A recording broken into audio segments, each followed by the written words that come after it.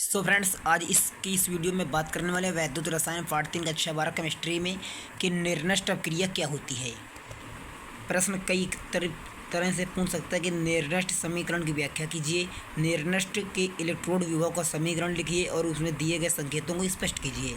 और अथवा लगाकर दे सकता है कि निम्न पर संक्षिप्त टिप्पणी लिखिए, यानी कि निर्नष्ट समीकरण क्या है। तो सबसे पहले इसका राइट आंसर क्या लिखेंगे कि किसी इलेक्ट्रोड क्रिया, यानी कि पहले कैपिटल एम बनाएंगे, फिर जस्ट उसके ऊपर एन प्लस लगाना है आपको, फिर नीचे कोष्ठ के अंदर ए क्यू लगाना है और कोष्ठ बंद कर देना है। अब यहाँ पर प्लस का चिन्ह लगा देंगे। अब एन ई लिखना है आपको, एन ई ऊपर माइनस का चिन्ह लगेगा और इट इज इक्वल टू यानी कि एरो का निशान लगेगा और कैपिटल एम बनेगा। उसके बाद कोष्ठ के अंदर स्मॉल एस बनता है। ये प्रश्न देखिए कितने बार पूछा जा चुका है, 2016 में, 17 में, 18 में, 20 बार, कई बार एग्जाम से पूछा गया प्रश्न है ये। इतना तो आप लोगों को समझ में आ ही गया। तो लिखा है के लिए निर्नष्ट समीकरण निम्नवत है। तो लिखेंगे ई सेल इक्वल ई डिग्री सेल, यानी कि जस्ट उसके बराबर माइनस का चिन्ह लगाएंगे और 2.303 RT, यानी कि RT जो लिखा हुआ है ये दोनों कैपिटल में ही लिखा जाएगा। उसके जस्ट नीचे अंडर रूट लगाकर स्मॉल एन और कैपिटल एफ लिखा जाएगा। अब यहाँ पर लिखेंगे log 10 लिखेंगे जब, तो ऊपर आ जाएगा हमारा या कोष्ठ के अंदर m, फिर कोष्ठ के अंदर s, फिर कोष्ठ बंद कर दिया जाएगा। उसके जस्ट नीचे लिखा जाएगा m, फिर n प्लस लिखा जाएगा यानी n धनायन, फिर ए क्यू कोष्ठ बंद। यानी कि यहाँ पर आप देखेंगे कि ई सेल क्या है। ई सेल आपका इलेक्ट्रोड विभव का संकेत है और ई डिग्री सेल क्या है, मानक इलेक्ट्रोड विभव है दोस्तों। और एन पूछ लिया जाए तो इलेक्ट्रोड अभिक्रिया में प्रयुक्त इलेक्ट्रॉनों की संख्या ही एन है। अगर आर के बारे में पूछ लिया जाए, जो यहाँ पर आर टी आप देख पा रहे हैं, तो आर का मतलब है गैस स्थिरांक और टी का मतलब है परम ताप, यानी कि आर टी हो गया आपका ये गैस स्थिरांक और परम ताप। अब जो ये यफ देख पा रहे हैं, ये नीचे एन एफ, इन का मतलब है इलेक्ट्रोड अभिक्रिया में प्रयुक्त इलेक्ट्रॉनों की संख्या और यफ का मतलब है फैराडे स्थिरांक। आई होप आप सभी को निर्नष्ट समीकरण बहुत अच्छी तरीके से समझ में आ गया होगा। अब बात करेंगे, अगला नंबर प्रश्न है इलेक्ट्रोड विभव किसे कहते हैं। ये 2013 में पूछा गया प्रश्न है, एक बार नहीं कई बार एग्जाम्स में आया भी है।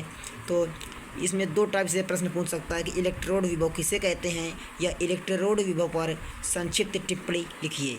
तो उत्तर इसका क्या होगा, जब एक धातु के उसके अपने लवण के विलयन में डुबोया जाता है, यानी कि जब कोई एक धातु को लेते हैं और उसके अपने ही लवण के विलयन में डुबो दिया जाता है, तो धातु विलयन के सापेक्ष धातु के विभव को ही इलेक्ट्रोड विभव कहते हैं।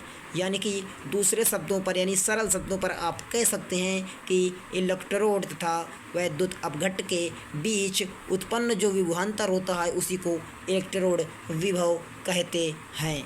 आई होप आप सभी लोगों को इलेक्ट्रोड विभव बहुत अच्छी तरीके से सरल शब्दों में मैंने बता दिया, दो परिभाषा दो टाइप से बता दिया है, तो आप लोगों को अच्छे से समझ में आ ही गया होगा। अब अगला नंबर क्वेश्चन है वैद्युत रासायनिक श्रेणी के दो अनुप्रयोग लिखिए। बहुत ही ज़बरदस्त क्वेश्चन है ये।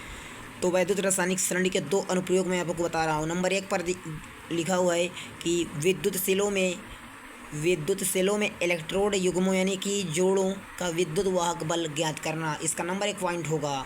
और नंबर 2 पॉइंट है ऑक्सीकरण अपचयन क्रिया की दिशा ज्ञात करना अथवा संभावना की प्रागुक्ति करना।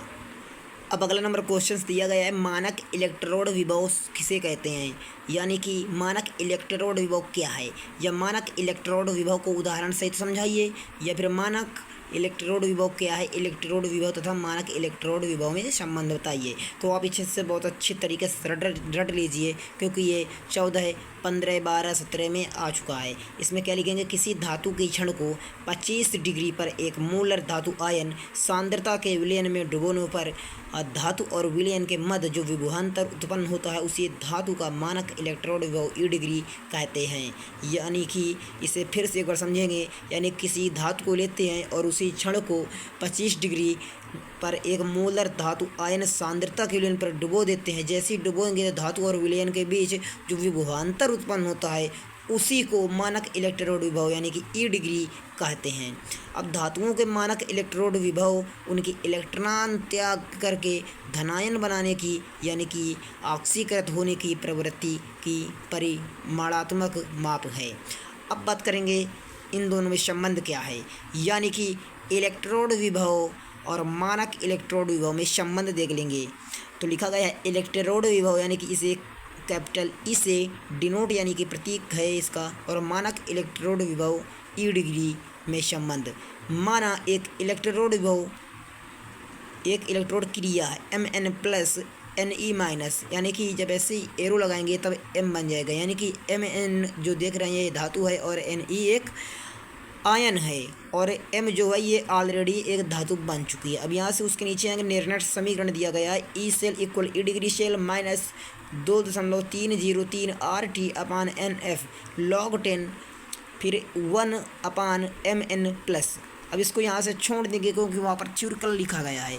अब देखेंगे कि ऊपर लिखा गया है समीकरण फर्स्ट इलेक्ट्रॉन अभिक्रिया की निर्दिष्ट समीकरण कहलाती है, यानी कि 25 डिग्री सेल्सियस T का मान है 298.15 के पर निर्दिष्ट समीकरण निम्नलिखित सरल रूप से लिखी जाती है। तो यहाँ पर क्या करेंगे, निर्दिष्ट समीकरण लगाएंगे और उसका मान चेंज कर देंगे, यानी कि ई सेल इक्वल ई डिग्री सेल माइनस 0.0591 अपान यानी log 10 1 अपान Mn प्लस ये है आपका सेकंड समीकरण। जैसे ही आप इसको लगाओगे पूरा मान आपके समझ आ जाएगा।